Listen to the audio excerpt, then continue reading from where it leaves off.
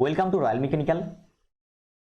Bark Bhabha atomic research centre की तरफ से जो रिक्रूटमेंट निकल के आया था स्टाइपेंडियरी कैटेगरी 2 फिटर पद के लिए और डिफरेंट पद के लिए, तो इसका जो एग्ज़ाम का डेट अनाउंस हो गया और जो एडमिट कार्ड भी डाउनलोड हो गया।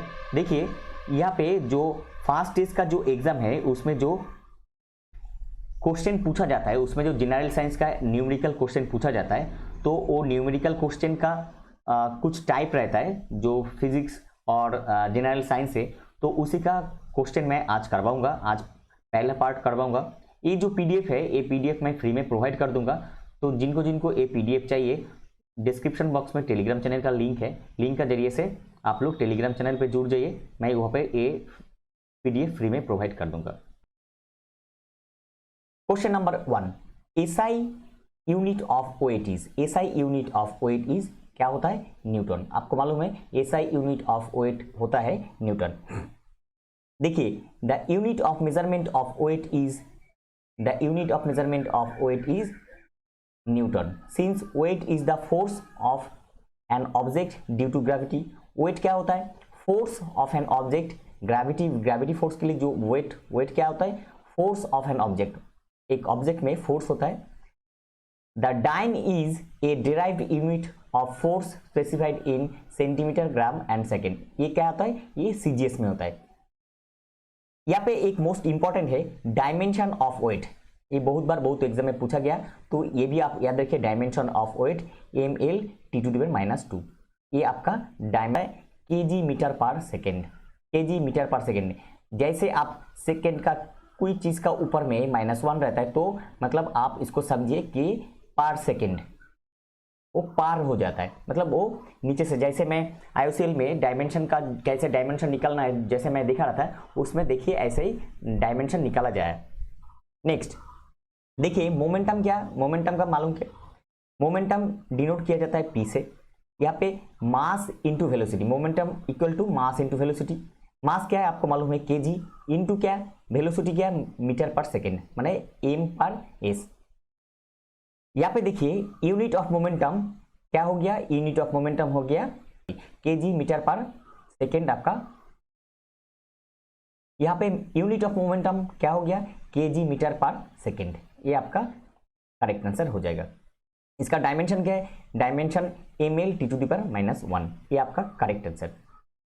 Next unit of power in industry is, answer हो जाएगा आपका horsepower. Correct.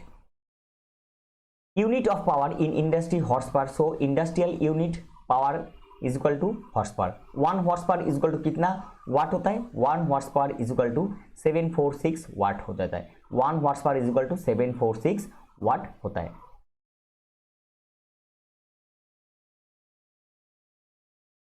Unit used in measuring sound. Sound का यूनिट मेजर करने के लिए क्या हम लोग यूज करते हैं? Answer decibel. आंसर हो जाएगा आपका डेसिबल। करेक्ट। एक्सप्लेनेशन क्या है? Unit used for measuring the sound is decibel. आपको मालूम है जो आंसर मैं अभी बोला। डेसिबल को कैसे फोकस किया जाता है, उसको एक्सप्रेस किया जाता है। Was the inventor of the both telephone and audiometer. तो inventor of both telephone and audiometer कौन होता है? Answer Alexander Graham Bell. Unit of sound frequency is called hertz. Unit of sound frequency is called hertz. ये भी आपको याद रखना है। Next question number 5, light year is the unit of answer distance आपका करेक्ट हो जाएगा। Next question number 6, the SI unit of electric charge. Answer coulomb. कैसे कूलम हुआ? देखिए the SI unit of electric charge हमको मालूम है कूलम, मैं कुछ देर पहले बोला। And it is represented by, कभी कभी एग्जाम में पूछा जाता है, coulomb is represented by C। Symbol C से इसको एक्सप्रेस किया जाता है। एक coulomb is defined as the amount of charge that passes via an electrical conductor carrying 1 ampere current in 1 second. कोई एक कंडक्टर 1 एम्पियर करंट 1 सेकेंड में अगर कैरी कर रहा है, तो उसको जो यूज किया जाता है यूनिट, उसको बोला जाता है आपका coulomb. Coulomb is defined as the, ऐसे कूलम को डिफाइन किया जाता है। इलेक्ट्रिकल चार्ज को कैसे डिफाइन किया है? यहाँ पे Q electric current into time I into T, यहाँ पे आपका आ जाता है 1 कूलम। तो एक कूलम को कैसे डिनोट किया गया, एक्सप्रेस किया गया सी लीटर से। Next SI unit of resistance, SI unit of resistance क्या होता है, एसआई यूनिट ऑफ रेजिस्टेंस होता है ओहम, ओहम आपका करेक्ट आंसर हो जाएगा। तो इसका एक्सप्लेनेशन क्या है, the SI unit of electrical resistance in is ohm, it is denoted by R. तो ओहम को कैसे डिनोट किया जाता है, कैपिटल लेटर आर से डिनोट किया जाता है। Question number 8, SI unit of stress, SI unit of stress is newton per metre square और पास्कल। देखिए यहाँ पे SI unit of stress is newton per metre square और pascal, it is represented by sigma, it is represented by sigma. 1 pascal is equal to 1 newton per metre square.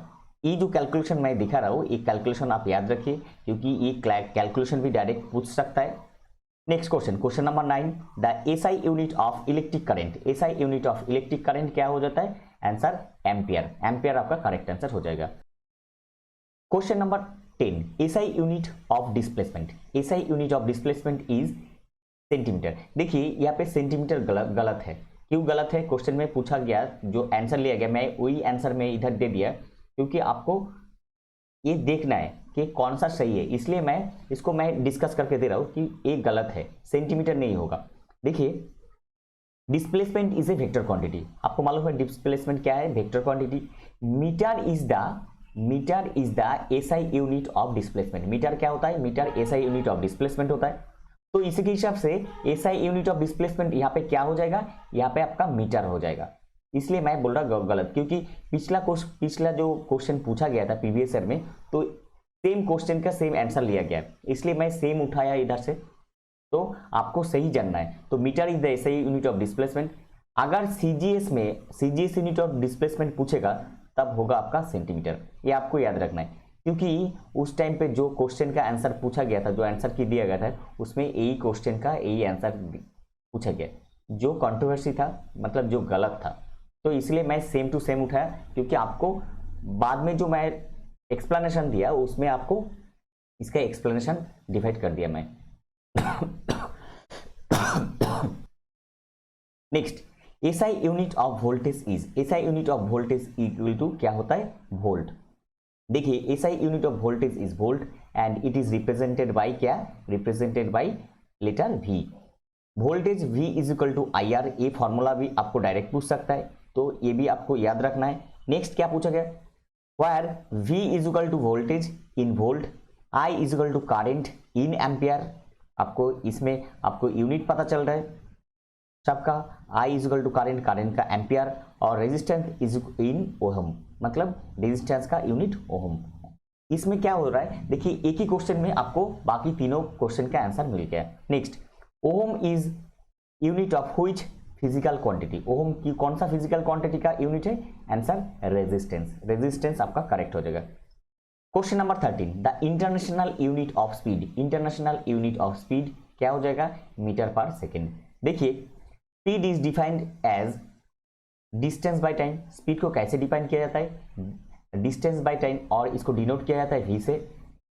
तो इसी के हिसाब से where SI unit of distance is m metre and that the time is second, तो इसी के हिसाब से क्या हो जाएगा, डिस्टेंस क्या है मीटर और टाइम क्या सेकेंड, तो इसी के हिसाब से आपका आंसर हो जाएगा मीटर पर सेकेंड।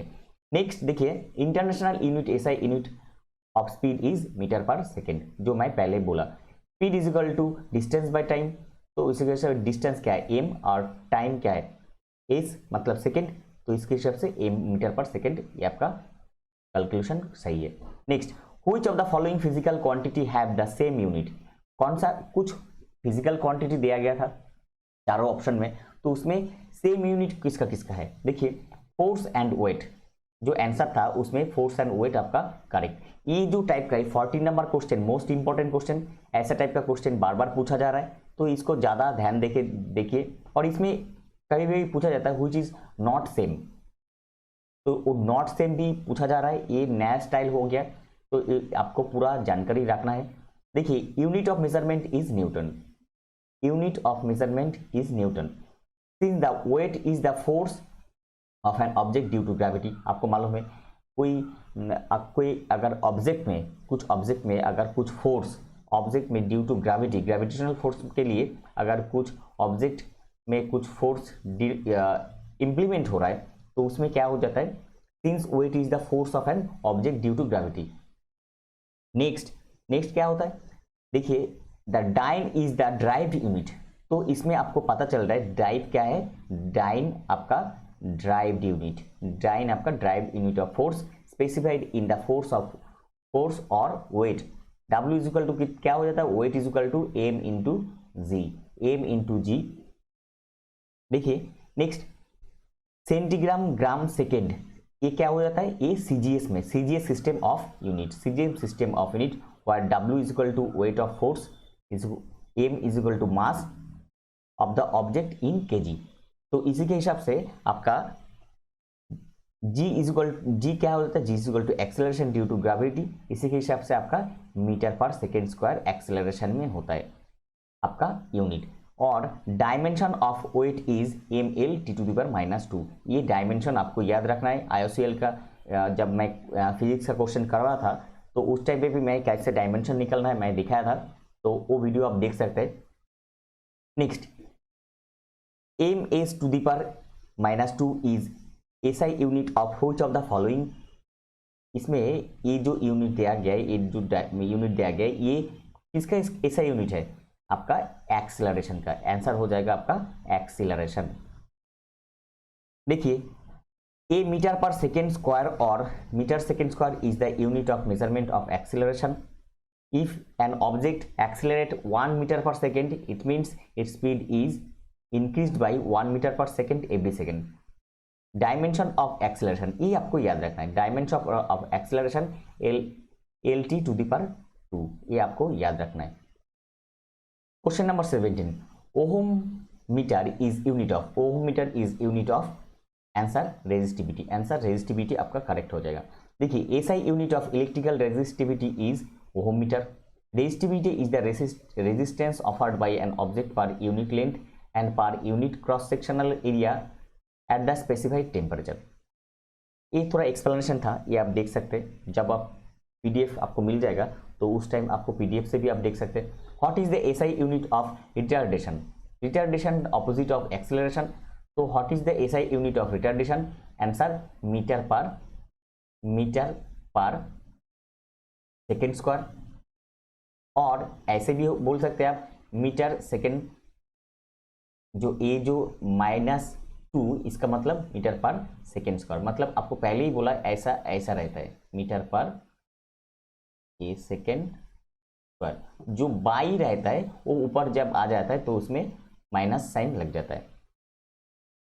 देखिए एक्सप्लेनेशन में क्या बोला, the SI unit of retardation is metre पर सेकेंड स्क्वायर, जो मैं कुछ देर पहले ही बोला, मीटर पर second square. Retardation is nothing but it is the negative acceleration. क्या हो जाता है, वो एक्सेलरेशन नेगेटिव हो जाता है। It means it acts in the opposite direction to that of motion का ऑपोजिट डायरेक्शन में वो काम करता है।